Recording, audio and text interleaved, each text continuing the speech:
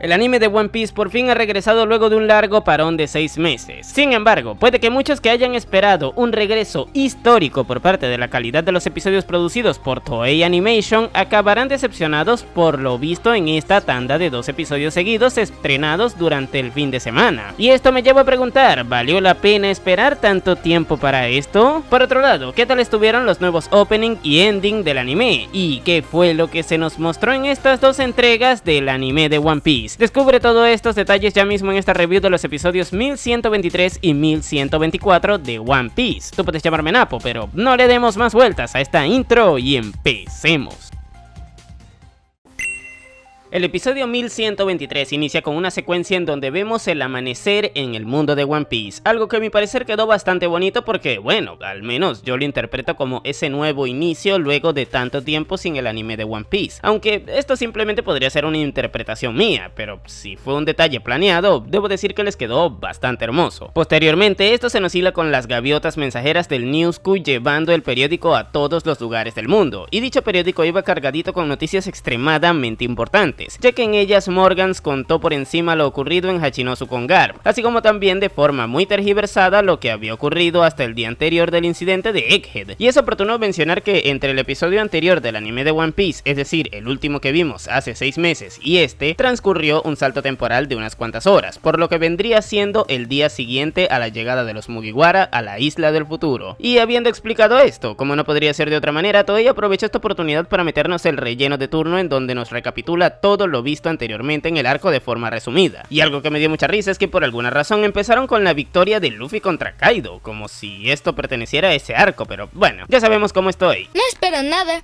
y estoy desilusionado. Claro que sí. Habiendo dicho esto, este relleno se podría llegar a justificar debido al tiempo que estuvimos sin ver el anime, cosa que podría llegar a hacer que muchas personas se olvidasen de lo que había ocurrido previamente. Sin embargo, existe un detalle que veremos más adelante que al menos a mi parecer hace que este segmento del capítulo esté de más. Pero bueno, déjame en los comentarios si esta recapitulación te sirvió para recordar cosas de la trama. De esta manera todos sabremos qué tan útil fue realmente. Dicho lo cual, si seguimos avanzando nos toca irnos casi al minuto 4 del episodio para iniciar propiamente tal cual como ocurrió con el capítulo del manga que se adaptó, ya que a partir de ahí empieza a animarse la primera página de la entrega 1089 del manga. Y bueno, nos situamos en la Villa Fushia, sitio en donde tanto el alcalde del lugar como Makino y Dadam reaccionan a las noticias del periódico en donde anunciaron el paradero desconocido de Garp tras el conflicto en Hachinosu, y lo de que Luffy se encontraba atrincherado en Egghead tras haber secuestrado a Vegapunk. Posteriormente ocurre el terremoto que estremeció a todo el planeta, el cual ocurrió 6 días después de que Imu destruyera Lulusia. Al igual que ocurre en el manga, se aprovechó esta oportunidad para mostrarnos breves frames de distintos lugares del mundo en donde se encuentran varios personajes conocidos. Sin embargo, lo más importante de todo esto es que también se nos muestra el estado actual del lugar en donde anteriormente se encontraba Lulusia, siendo este ahora un agujero enorme por donde cae el agua del mar que no se había llenado hasta ahora, cosa bastante curiosa debido al tiempo que transcurrió luego de que este hueco fuera creado. Pero bueno, si esto les pareció curioso, agárrense, puesto que otra repercusión que afectó al mundo en general fue el aumento del nivel del mar, el cual dejó como consecuencia que varias playas fueran engullidas por el océano, y que a su vez otro montón de islas acabaran completamente sumergidas. Como dato curioso, existe un presagio de que ocurrió algo así en el pasado en la mini historia de Jinbe de las portadas del manga, ya que ahí también vimos algunos pueblos bajo el mar, pero no ahondaré mucho en los detalles porque sería darles un spoiler grande de algo que se nos comentó más adelante en el arco.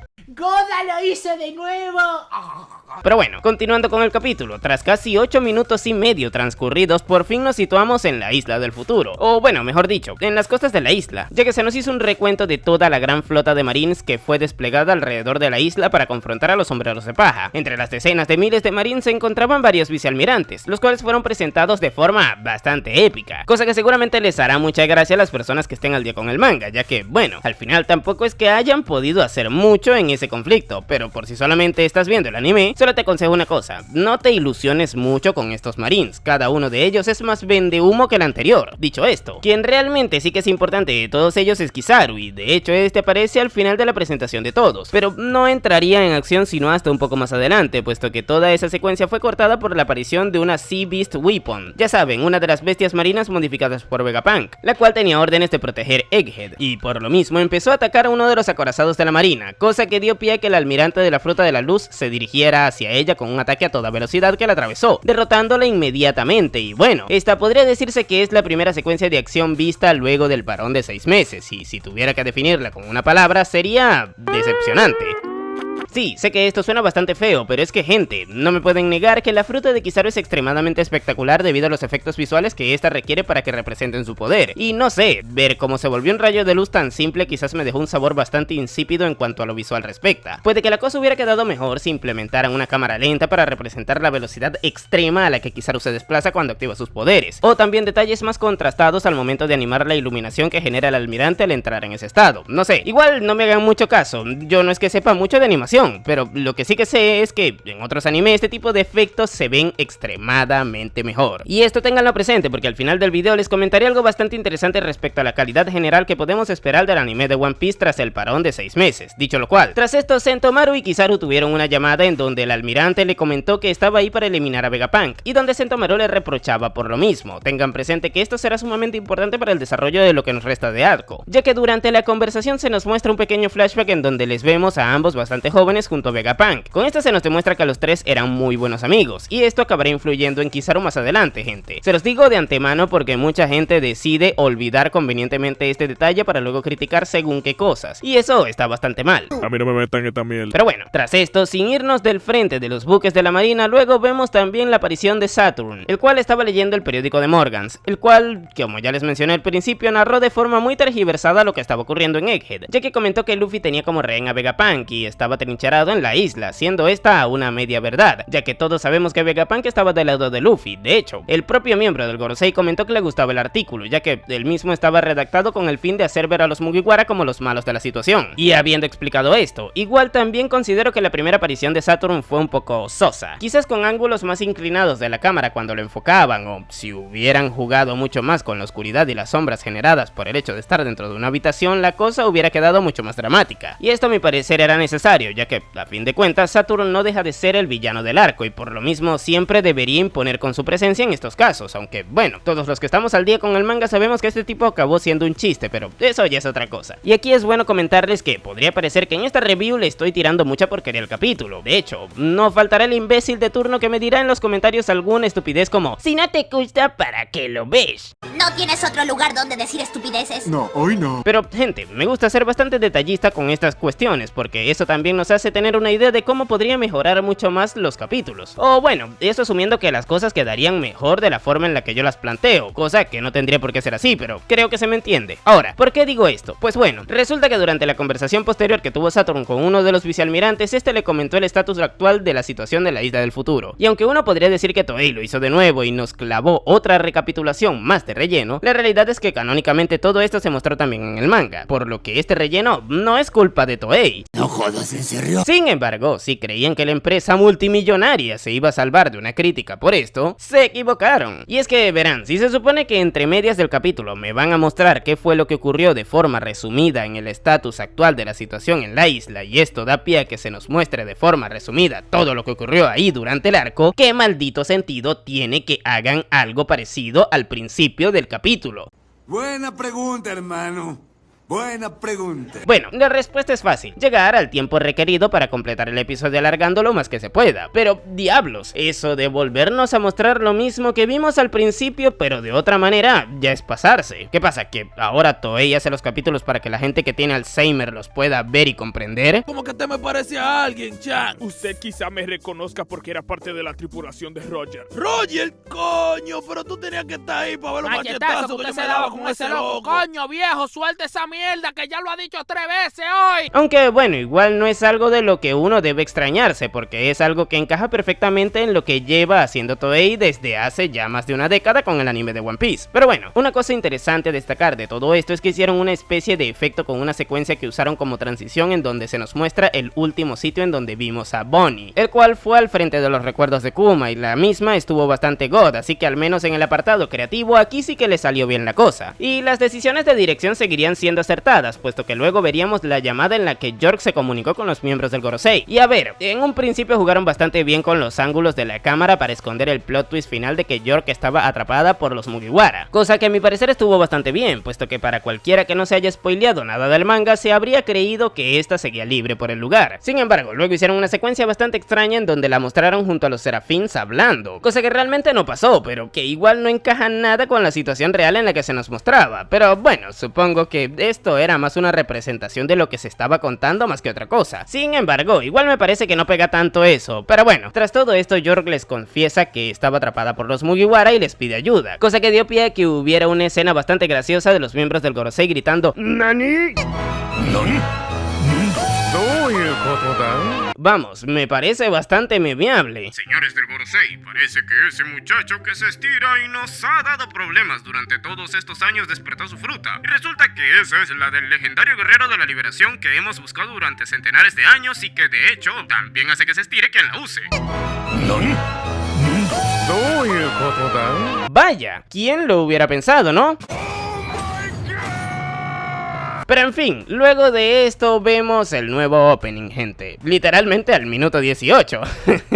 Pero bueno, debo decir que está hermoso. La canción me parece bastante bonita, pero sin duda alguna lo que les quedó magistral fue la dirección del mismo. Gracias a ella podemos apreciar varios detalles de lo que veremos más adelante en el arco. Y una decisión que me pareció extremadamente arriesgada fue la de hacer que todo el opening girara en torno a Bonnie. Algo que no es habitual, ya que ella no deja de ser un personaje secundario de la historia. Sin embargo, me pareció que fue algo súper acertado debido a la carga emotiva que se nos viene con los momentos que veremos en los que nos resta de arco de Egghead. De lejos fue lo que más me gustó del episodio, gente, y bueno, tras el opening ahora nos tocó ver el conflicto, pero ahora desde la perspectiva de los Mugiwara, quienes se encontraban alrededor de York amenazándola. Esto nos sirvió para ver la situación en la que se encontraban, y de esto podemos destacar 4 cosas bastante particulares. La primera de ellas es que Bonnie se encontraba bastante más calmada y encima estaba en el mismo lugar que Vegapunk. Con esto se nos indica que ambos solucionaron su problema, cosa que se nos aclarará un poco más adelante en la historia. Luego también está el caso de que pudimos escuchar por primera vez la interpretación del nuevo seiyuu de Franky. Recordemos que el anterior se retiró por su avanzada edad. Y bueno, lo más resaltante de esto es que se nota bastante la diferencia entre el tipo de voz que ahora tendrá el carpintero. No obstante, no podremos determinar si es mejor o peor que el anterior tan pronto, ya que simplemente tuvo un pequeño diálogo durante todo el capítulo. Además, lo que realmente determinará qué tan god es la nueva voz será su interpretación del clásico Super del Cyborg. ¡Super! ¡Venía!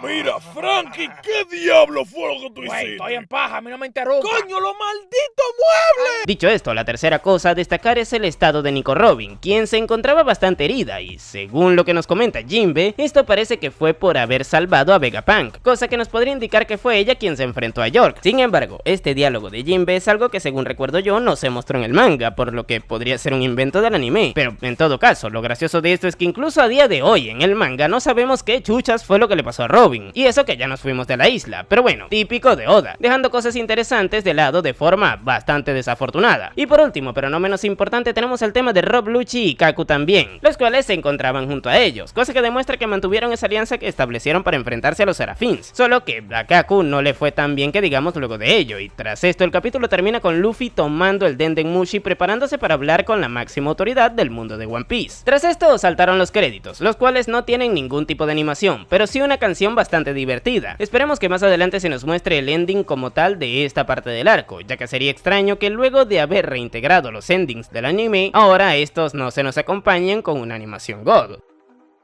Y el video terminaría aquí, de no ser porque debido al regreso especial del anime de One Piece se emitió un segundo episodio adicional hoy domingo, así que continuaremos hablando de lo que se nos mostró en el anime de One Piece en esta oportunidad. Como no podría ser de otra manera, este episodio también empieza con una recapitulación de lo ocurrido previamente en el arco. Ya saben, por si se nos había olvidado lo que vimos ayer 2 veces, pues supongo que la tercera es la vencida, señoras y señores. El emperador Chan. Marco, ¿quién es el emperador Chan? Papá, el de los cabellitos rojos. El de los cabellitos cabellito rojo, no, como que no me suena. Usted sabe, el locotrón. No, yo no, como que no sé, ¿no? El que hacía pila de coro con Roger. Roger, coño, qué falta me hace ese perro a mí, diablo. Ahora bien, ya entrando en el contenido de verdad del episodio, este abre con Luffy comunicándose directamente con los miembros del Gorosei, a quienes involuntariamente casi les termina dando información contraproducente para su bando, razón por la cual Robin rápidamente le tapó la boca y cortó la comunicación. Vamos, que luego de estos 6 meses del parón del anime podemos apreciar que Luffy sigue siendo el mismo tipo inocente desde siempre. Y habiendo dicho esto, más adelante se nos muestra una conversación que tuvo Saturn con uno de los vicealmirantes. Ahí este le aclaró que en la operación que harían tendrían 3 prioridades. La primera es resguardar la vida de York, la segunda el cerebro del Dr. Vegapunk, es decir, Punk Records, y la tercera es la Mother Flame. Ahora, explicando cada una de ellas rápidamente, en el caso de York estos buscan protegerla porque el gobierno quiere producir más energía necesaria para poner en funcionamiento nuevamente el arma con la que destruyeron Lulusia, y como aparentemente York sabe generarla, por eso le quieren salvar. Por otro lado, el caso de Punk Records va de la mano con esto, ya que ahí se encuentra la información que ha ido almacenando Vegapunk con todas sus investigaciones. De la misma manera, en ese lugar también se encuentran los artefactos necesarios para generar esa energía que quieren, y por último, en el caso de la Mother Flame, esta es dicha energía, la cual de momento no se ha mostrado en el anime, pero en el manga ya la vimos. Esta está situada en un lugar específico de Egghead, pero no les diré en dónde para no hacerles spoilers. Ahora, entendiendo todo esto, si seguimos avanzando, Saturn deja bien en claro que esas son las máximas prioridades del gobierno en Egghead, y todo lo demás, incluyendo la vida de los agentes involucrados como Rob Lucci por ejemplo, son imprescindibles. Vamos, que con esto se nos intenta demostrar también lo malvados que son estos tipos. Sin embargo, tengan presente que es muy importante el hecho de que no pueden destruir Punk Records, por lo que todos los personajes involucrados de ese bando deberán pelear con mucho cuidado cuando estén cerca del lugar, y este será un factor importante para más adelante en la historia. Habiendo dicho esto, si seguimos avanzando con el episodio, luego se nos muestra a través de un diálogo entre Vegapunk y los Mugiwara, una pequeña escena en donde vimos cómo Robin utilizó los poderes de su fruta para evitar que York le disparara a Vegapunk, y esto, por mucho que me duele admitirlo, no puede ser tomado como algo canónico dentro de la obra en general, ya que es contenido añadido del anime, y por ende esto no se mostró en el manga. Y ojo, me hubiera gustado que también se mostrara ahí, ya que considero que esto le daría mucho más peso a la participación de Robin dentro del arco, pero bueno, al menos aquí los de Toei sí que tuvieron la decencia de añadirnos un poco más del contexto de toda esta situación. De la misma forma, luego también se nos mostró cómo Kaku acabó ayudando a Robin luego de intervenir en aquella situación, llevándose él unos ataques provenientes de los Serafins que iban dirigidos a la arqueóloga, y posteriormente apareció Zoro para salvar a Kaku. Vamos, que Toei añadió un relleno interesante en donde Vegapunk fue salvado por Robin, luego Robin fue salvada por Kaku, y luego Kaku fue salvada por Zoro. Y como no podría ser de otra manera, ya los fanáticos del espadachín verde y del pollo frito con refresco de uva se metieron en la cabeza que Zoro derrotó a 2 Serafins al mismo tiempo. Vamos, las alucinadas de siempre de parte de este sector del fandom que utiliza cualquier mamada, así sea de relleno no canónico, para enaltecer a su marido.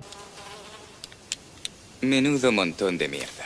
Y habiendo dicho esto, continuando con el capítulo, luego se nos mostró cómo los agentes previamente capturados por York fueron alimentados por los sombreros de paja. Estos aún seguían capturados en el sótano de Egghead, y ahí mismo también metieron a los Serafins, quienes en teoría, según el anime, es decir, relleno, fueron capturados todos por Nami, cosa que habría estado genial verla también en el manga, ya que a día de hoy tampoco sabemos cómo chuchas acabaron siendo derrotados estos bichos. Pero bueno, luego vimos cómo Franky le agradeció personalmente a la Chocoboa, es decir, a ese Snake, por haberle despetrificado. Gracias a esto pudimos escuchar un poco más de la nueva voz del personaje, y la verdad es que está bastante distinta. Evidentemente es mucho menos excéntrica que la que le daba el Seiyu anterior, pero bueno, esperemos que de alguna u otra manera este nuevo intérprete sepa trasladar esos momentos extraños e hilarantes del personaje. Por otra parte, se nos explicó que la Chocoboa al final decidió despetrificarles a todos luego de que Luffy se lo pidiera, y es que al parecer ella, al igual que su versión original, están enamoradas del sombrero de paja, cosa que notó el propio Vegapunk, por lo que asume que de alguna u otra manera esto también se transmitió a través del factor de linaje. Más adelante Atlas se percata de que el acceso a la gestión del sistema de defensa que protege Punk Records está bloqueado, cosa que hizo York para atraparles a todos con ella ahí. Obviamente esta se negó a quitarle el bloqueo, por lo que este fue un impedimento que veremos que más adelante forzó a Vegapunk, Atlas y a Edison a tener que intentar conseguir nuevamente el control de dicho sistema para poder escapar del lugar junto con los sombreros de paja. Lucci por su parte empezó a planear algo en contra de sus aliados temporales, por lo que es evidente que más adelante en la historia le veremos confrontarles nuevamente. Y lamento decírselos, muchachos, pero Lucci al final no fue Nakama.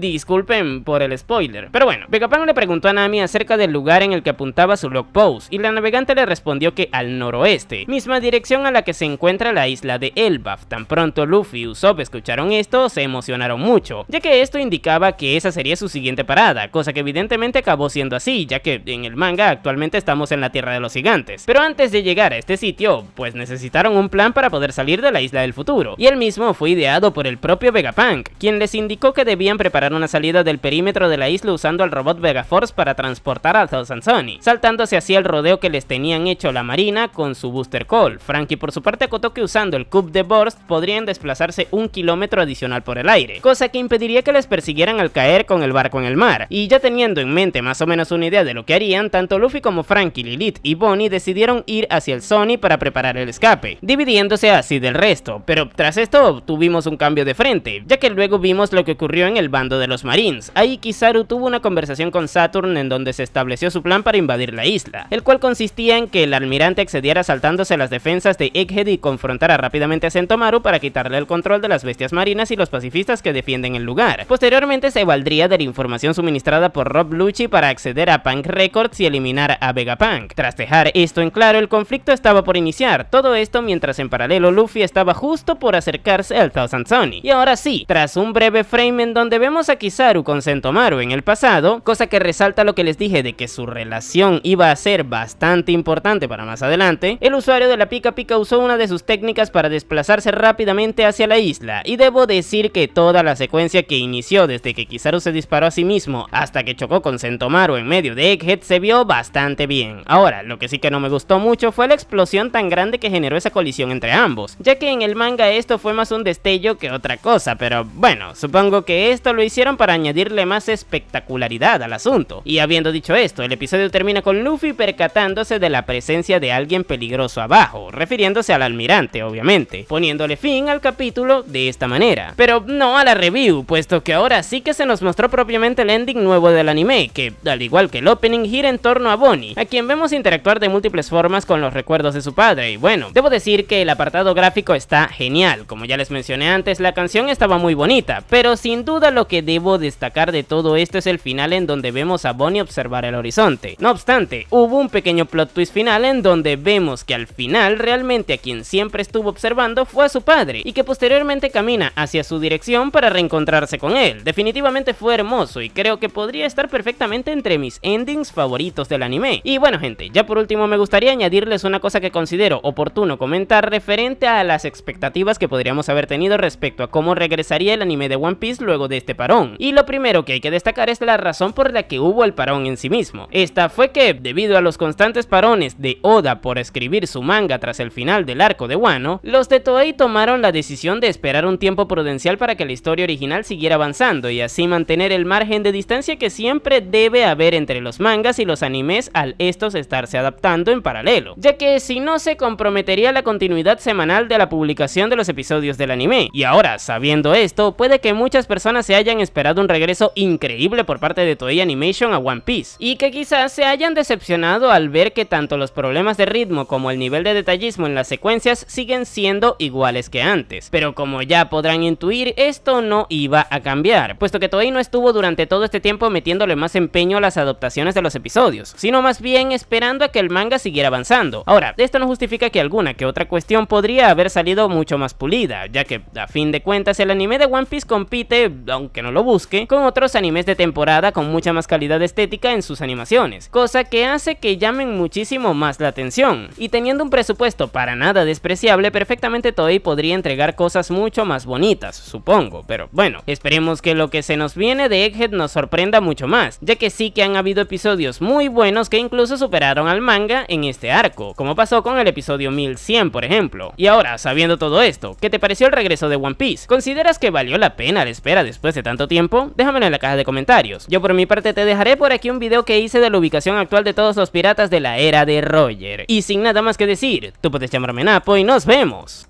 en el siguiente video.